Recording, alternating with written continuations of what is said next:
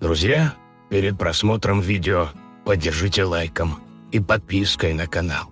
Когда мне было 22 года, я познакомилась со своим будущим мужем Толей. Он был моим однокурсником. Мы учились в меди и строили большие планы. Через год я забеременела, и у нас родилась первая дочь. Затем вторая и третья еще через 3 года. Заканчивала я универ уже с горем пополам и большим животом. Главным кормильцем в семье, конечно, стал Толя. А я на ближайшие 15 лет забыла вообще, что такое учеба, работа, да и просто выход в свет. Из огненно-рыжей бестии я превратилась в вечно уставшую кухарку с гулькой на голове. Сказать, что меня это угнетало, ничего не сказать. Я хотела снова вернуться в университет, быть в центре событий, общаться и веселиться. Да просто быть, а не делать вид. И вот спустя 15 лет я топнула ногой и поставила мужа перед фактом: я иду работать. Девочки наши уже выросли, и дома меня уже ничего не держало. Старшей Насте было почти 19 лет. Она поступила в тот же медицинский, где когда-то учились и мы с ее отцом. Я получила корочки и устроилась в этот университет преподавателем химии. Когда ко мне на пары приходили молодые красивые парни лет 20 в белых халатах, я чувствовала в себе такой прилив сил и энергии. Мне хотелось снова распустить свои рыжие локоны, одеть платье покороче и пуститься во все тяжкие. Как же мне не хватало этой свободы, огня и страсти. Толя был весь в работе. Его вечные разъезды и командировки. На меня у него времени совсем не было. Я уже и забыла, когда у нас был последний раз, нормальный последний раз. А ведь мне всего 37 лет. Даже еще 40 нет. Я совсем еще молодая. Я хочу внимания и ласки. Хочу снова вызывать восторженные взгляды и понимать, что еще на что-то гожусь. И вот как-то раз мне отдали группу выпускников. Я должна была за короткий срок их подтянуть перед выпуском. Я как сейчас помню этот сентябрьский день, я захожу в аудиторию, поднимаюсь на свое место и, как обычно, бросаю взгляд в сторону интернов. Но в этот раз все пошло не так. В этот раз мой учительский взгляд не просто прошелся по всем, а застыл как прикованный на одном из учеников. Парень, лет 25. Черноволосый, с огромными зелеными глазами и фигурой, как у лучшего тренера в фитнес-зале. На мгновение я забыла, что нахожусь в университете. Я не могла оторвать от него свой бессовестно застывший взгляд. Таких красавцев я не видела уже очень давно. Я даже на минуточку пожалела, что я не студентка этого потока. На паре выяснилось, что зовут его Павел. Он будущий хирург. Всю пару, а потом и дорогу домой. И всю ночь мне не давал покоя его образ. Его огромные руки и бездонные зеленые глаза снились мне всю ночь. Я твердо решила, что должна познакомиться с ним поближе. И вот однажды, когда их группа была у меня последней, я попросила его остаться и помочь мне с инвентарем. Паша был парень безотказный. Он уважал человеческий труд и всегда старался прийти на помощь. Когда мы остались одни в аудитории, я встала из-за своего места и, как будто бы нечаянно уронив папку, наклонилась, повернувшись к Паше спиной. Моя и без того короткая кожаная юбка поползла вверх. Обернувшись к Павлу, я увидела, как его глаза округлились, а щеки побагровели. «Ну что, пойдем?» – спросила я его, медленно поднимаясь. «Конечно», – поправляя ворот рубашки, ответил Паша. Мы вошли в подсобку, где стояли разные колбы, банки, склянки и прочая ерунда. У окна посреди этой маленькой комнаты расположился огромный стол. Вот на нем я и мечтала, чтобы Пашины руки крепко прижали меня к себе. Я указала ему на стол и велела убрать с него все лишнее. Он незамедлительно принялся выполнять просьбу, а я стояла в стороне и мечтала, как через секунду его огромные мужские руки будут держать меня в своих объятиях. Но тут, к моему огромному сожалению, в аудиторию вошел Толя. Я вылетела к нему, на ходу опуская юбку, и запыханным дрожащим голосом спросила: «Ты как тут оказался, чего так рано?» Толя ответил, что сегодня отпустили пораньше, и он решил меня забрать. Такого финала я никак не ожидала. Паша закончил веренное ему дело и отправился домой. Проходя мимо, он вскользь бросил: «До свидания, Наталья Николаевна», и, застеснявшись, опустил глаза. Наверное, он понял, что совсем не этой помощи я от него ждала. Всю дорогу домой мы с Толей молчали, и только у самого дома он спросил строго: почему именно этот накачанный симпатичный парень, а не кто-то другой, взялся помогать. Я спокойным голосом ответила, что только он один из всей группы лоботрясов согласился мне помочь перетаскать тяжелые коробки. На этом беспристрастный супружеский допрос был окончен, и мы, уже порядком уставшие, отправились домой. Дома нас встречала Настя.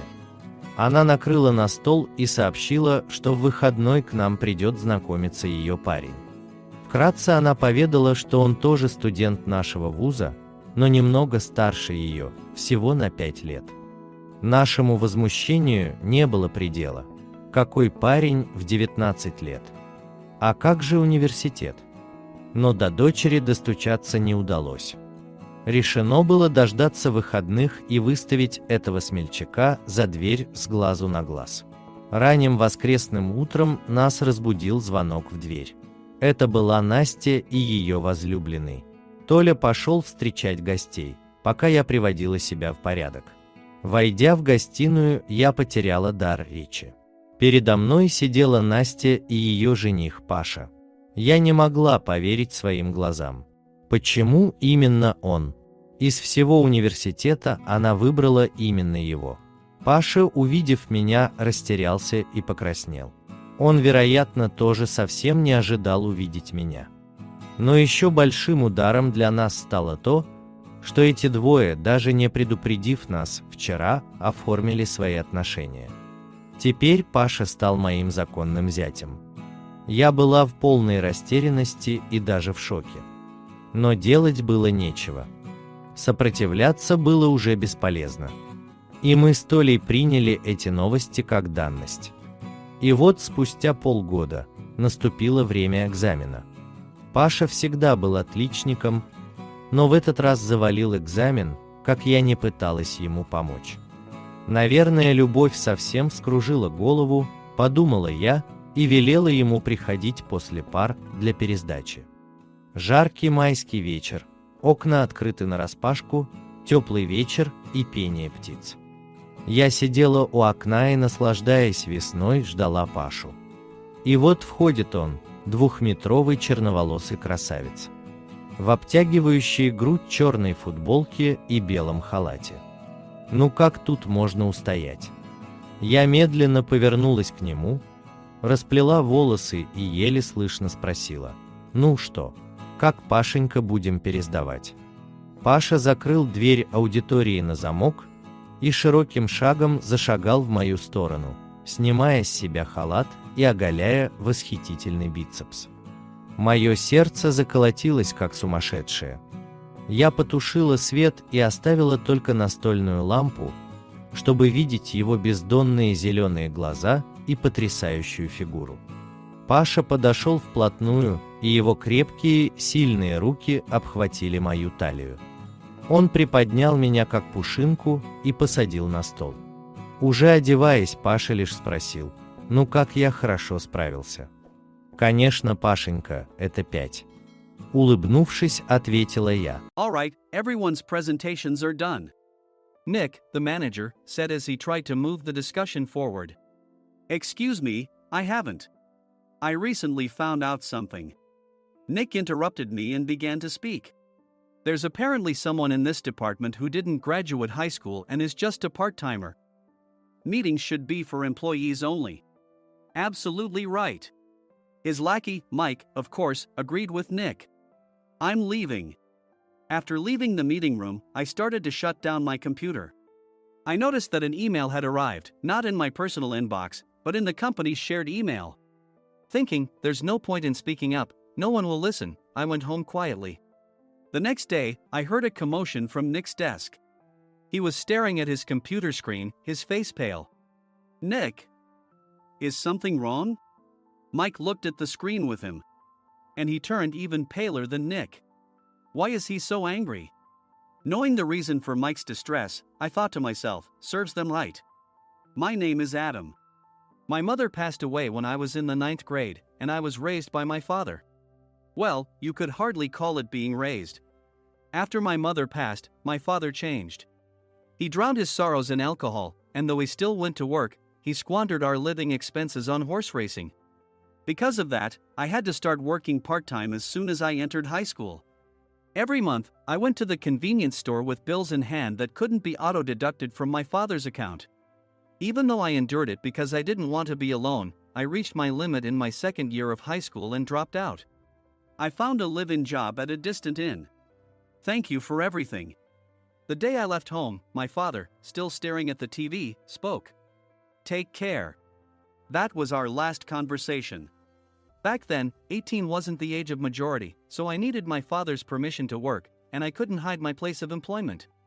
Yet, my father never visited me even once. I kept working just to survive, and before I knew it, I was 42. Years of hard work paid off, and I was transferred to the headquarters. I was thrilled to be recognized by the company, as I thought I'd be working in the field until retirement due to my lack of formal education. Listen up. Our work can change the future of our employees. Don't drag us down. On my first day after the transfer, Nick, dressed in an expensive suit, spoke sternly. There was a reason for this. Our inn was located in a prominent tourist destination, known so well that everyone in the state could sing its commercial jingle.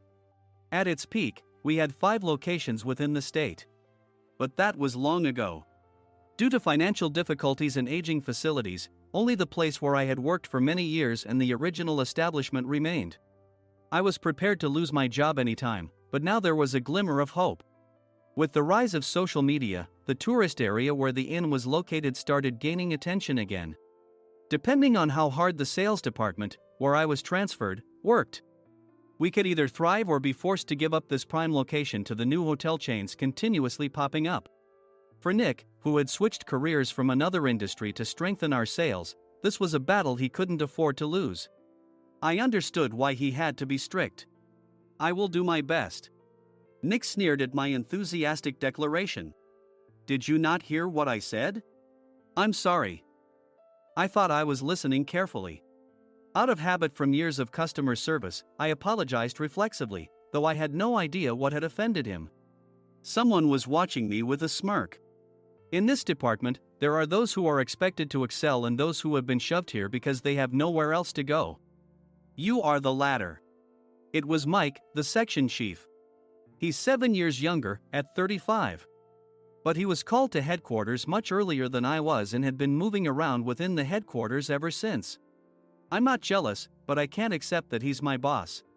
Graduating from a prestigious university, he has an unusually high pride and caused many problems as a newbie, making things very difficult for me when I was the front desk leader. When I found out Mike was transferred to the sales department a month before me, I was disheartened. Mike is right. With just a middle school diploma, there's not much you can do. Don't even think about achieving results. As if I didn't exist, Nick remarked, I'm thirsty. Mike eagerly ran to the coffee maker. It seems Mike is Nick's lackey. I regretted being happy about my transfer to headquarters, wishing I had stayed on site forever. Send a direct mail to every company on this list by the end of the day. Nick only assigned me tasks that even a new graduate could handle. What? There are over 1,000 companies. You want me to send to all of them by today? Yes, if you and your fellow misfits split the work, even those with nowhere else to go should finish by today. I glanced at the employees typing away expressionlessly. They were worn out from customer service, only thinking about leaving on time, or were women reassigned after having children, with zero motivation for work. Even Sam, a new graduate from the same university as Mike, who was supposed to be among the expected achievers, had no enthusiasm for the job, having joined the company wanting to do customer service. I don't care what they say, I plan to quit anytime, he said. Only Nick and Mike were highly motivated, making all the decisions between the two of them. I originally only wanted to work at the inn to survive and had no particular attachment to this job. I swallowed my words, thinking I had no right to reprimand them. About a month after the transfer, Nick told us with a frustrated look. To commemorate the 50th anniversary, we've decided to create a plan exclusive for one group per day. Originally, Mike and I were supposed to come up with it, but our president, Mr. Thompson, insists on hearing everyone's opinions. So, you all get a chance. As Nick explained, Mike began handing out prints. Make sure not to embarrass Nick. If your ideas are half-baked, you'll have to redo them. It seemed that they had printed his handwritten notes by Mr. Thompson, which included several questions and a section for free responses. It made sense why Nick had to seek our input, given that all responses had to be submitted to Mr. Thompson. We were given a week to think about it, and a meeting was scheduled to compile our ideas. My plan is to let guests enjoy both the old and modern America. Nick began the presentations. Guests would watch a master confectioner at a nearby traditional sweet shop make sweets in front of them. The welcome drink would be premium tea in a bottle. Nick's plan was certainly attractive. After his presentation, Nick called on us to present in the order we were seated. Just as I stood up for my turn. All right, everyone's presentations are done. Excuse me, I haven't. I recently found out something. Nick interrupted me. There's someone in this department who didn't graduate high school and is just a part-timer. He was likely talking about me. I joined the company as a part-timer and was made a full-time employee when I turned 20. That was 20 years ago, so Nick and Mike probably had no chance to know until recently. Meetings should be for employees only. Absolutely right. After that, Nick kept creating opportunities to solicit everyone's opinions, purposefully excluding me from speaking. The meeting unexpectedly heated up and went past the scheduled end time. A few people asked to leave, and the discussion continued with the remaining few. Still here? Normally, you'd leave in that situation. Though I had no attachment to the job initially, hearing kind words from customers made me want to make them happier. For someone like me, with nowhere to go, the inn was my home and customer service was my life. I felt pathetic about my current self. I'm leaving. I left the conference room and started shutting down my computer. I noticed an email had arrived, not in my personal inbox, but in the company's shared email. Thinking no one would listen to what I had to say anyway, I quietly went home. The next day, while preparing the DM as instructed, I heard a commotion from Nick's desk. In his haste to stand up, he hit his knee on the desk. He stared at his computer screen, his face pale. Nick! What's wrong? Mike, thinking he should be the first to rush over, approached Nick while still wearing his coat. He peered at the screen with Nick. And he turned even paler than Nick. Why is he so angry? Who is responsible for this company? Nick, more irritated than ever, asked, and Mike answered without checking. Probably Sam. Sam wasn't there because he was attending a morning training session for new hires. Nick gave up on getting angry and returned his gaze to the screen. They were looking at an email that arrived right after the end of the working day yesterday. Apparently, no one, including me, had checked it before leaving. The email was from a large company that used us for their annual employee trips. The president and executives of that company also frequently used our services personally. President of the company, Mr. Mason himself, had declared that neither he nor his company would ever use our services again. Well, some companies cancel their employee trips or stop using our services due to financial struggles. Let's just move on. Mike kept wiping the sweat from his forehead with a handkerchief. Knowing why Mike was so agitated, I quietly watched their interaction. Do you know how much revenue we get from that company? We can find other guests to fill the rooms, but we'll lose the banquet costs, gift shop revenue, rental car fees, and more. Moreover, the gifts were supposed to be prepared by the traditional confectionery shop involved in Nick's proposed plan. If it's known that we incurred such a huge loss at this critical time, Nick's position in the company would be jeopardized. Nick took a deep breath, seemingly trying to calm himself. All right, Mike. Go to New York right now and apologize to Mr. Mason. What? You're coming with me, right? I have urgent work to do. I trust you, which is why I'm entrusting this to you. Please. Mike, believing Nick's sincerity, agreed with a determined look on his face, saying, yes. That's Nick for you. Even if Mike went to apologize, Nick would shift all the blame onto him if the client didn't change their mind. Well, it was Mike's fault to begin with, so it served him right. About 3 hours later, Sam answered a call from somewhere and repeatedly apologized, saying, I'm very sorry. Everyone watched to see what was happening. After ending the call, he informed Nick with a weary tone. When Mike arrived at the client's company, he only made things worse, further infuriating Mr. Mason. He was demanding, get his boss here immediately. It was no wonder Sam was exhausted, dealing with such a call right after returning from training. What is that idiot doing? Alright, Adam, you're coming with me. If sacrificing Mike didn't work, then I must be next. Normally, I'd want to refuse at all costs, but I saw an opportunity in this situation. If I can be of assistance, I'd be happy to join you. I obediently followed Nick, and we flew to New York. When we introduced ourselves at the reception, it became clear how serious the situation was, as the receptionist personally escorted us to the president's office. Angry voices leaked through the door, making both Nick and me uneasy. Excuse me. I'm Nick, the supervisor. I understand my subordinate has caused you trouble, and I deeply apologize. Nick, with his experience in the corporate world, knew enough to offer an apology before excuses. However, his customer service skills left much to be desired. I sighed as I saw Mike trembling like a small dog in the corner of the room. What kind of training are you giving your subordinates? Mr. Mason glared at Nick with a red face. The intensity of his gaze made even Nick take a step back. Regrettably, I joined this company only 2 years ago and was unaware of Mike's issues. I should have identified his shortcomings sooner. Indeed. I should have realized sooner. No sensible person would come to apologize and then give a lengthy presentation on the drawbacks of not using their in. Nick froze, his mouth slightly open. Suspecting the worst, I picked up the documents that had fallen to the floor. It seemed Mike hastily prepared these documents on the plane, listing the disadvantages. Disadvantage 1: if you change the venue for the company trip, employees might suspect it's for cost-cutting reasons, leading to a negative impression. Reading it aloud half-jokingly, Nick snatched the papers from my hand and checked the contents with a furious expression. Among the stack of documents was a receipt from a nearby convenience store's copy machine. I felt a pang of dread, hoping he hadn't shown the receipt as well. What do you think he said when I asked what kind of nerve he had to do this? I'm very sorry. Faced with the dire situation, Nick must have thought there was nothing left to do but apologize.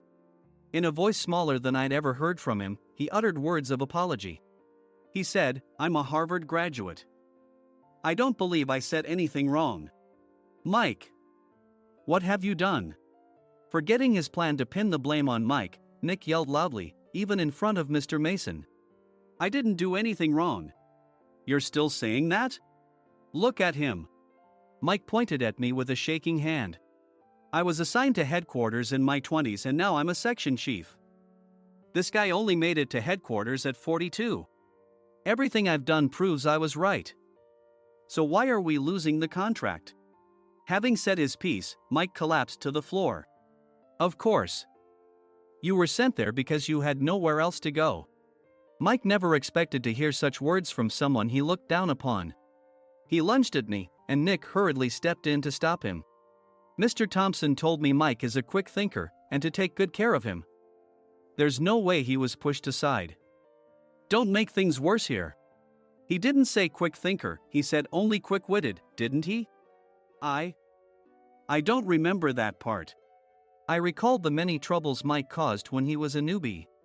When Mike was on the front line, his pride was so high that he never apologized to customers. Customer service, especially in our job, doesn't work alone. It brings both good and bad situations. If the front staff or housekeepers made mistakes, or the cleaning company didn't properly clean a room, one had to apologize to the customers regardless of personal fault. Mike, in such situations, would never apologize, insisting he wasn't at fault. This often angered customers, and as the front desk leader, I frequently had to apologize on his behalf. He caused complaints and disrupted operations, which is why he was quickly moved to headquarters. In departments where he didn't interact directly with customers, his quick thinking was beneficial and things went well. But it seemed his flaws were starting to show. Corporate reservations are supposed to be entered into the system by the sales representative. But a quick check yesterday revealed that more than 10 items were missing from the client's reservation. The handover document clearly stated what needed to be prepared. Why didn't you enter it into the system? Why do we have to give them special treatment? Filling rooms near the banquet hall, setting up all the food in advance. Specifying the brand of wine, they're too demanding. No wonder he always angered customers, I thought, feeling a headache coming on. Grouping them in rooms near the banquet hall is for our benefit too. It makes it easier for the staff to set up beds and serve breakfast since everyone's schedule is synchronized. As for the other requests, Mr. Mason suggested them to lighten our load. I didn't know that. Nick finally seemed to realize that Mike was the one who had angered the client. What did you say to them? I just told them we wouldn't give them special treatment anymore. We shouldn't waste effort on things that don't bring in money. I was utterly exasperated at his lack of understanding of customer service. Of course, we shouldn't comply with unreasonable demands. But carrying over successful practices from past stays makes customers feel remembered and enhances their experience. Good memories encourage repeat visits. That's part of our job. I looked down at Mike, who was sitting on the floor. In our job, nothing is a waste. Mr. Thompson likely moved you to the sales department, hoping you'd finally understand this. How do you think he feels now that you failed to meet his expectations? Mike, tears in his eyes, fled the president's office. I was amazed he still hadn't apologized. You have it tough, Adam. It's okay, we're all employees of the same company. I deeply apologize for this disrespectful incident. Especially after all the care you've shown us. If it weren't for you, Adam, I really would have stopped staying here. When I heard you were moving to the sales department, I was willing to reconsider if you handled it. Seeing us talk so amicably, Nick's face contorted. Do you two know each other? Adam's service is excellent. I always requested him specifically. Normally, we don't accept specific staff requests, but we made an exception for Mr. Mason, adjusting my shifts accordingly. He had personally stayed at our hotel just before my transfer, and during casual conversation, I mentioned, I'm moving to the sales department soon. If I hadn't told him then, things could have been much worse. Please continue to take care of us. I look forward to it. On the return flight, Nick awkwardly offered me a can of beer. It's still working hours. Of course, I had no intention of forgiving him for a single beer. Nick might try to pin everything on Mike and avoid any consequences.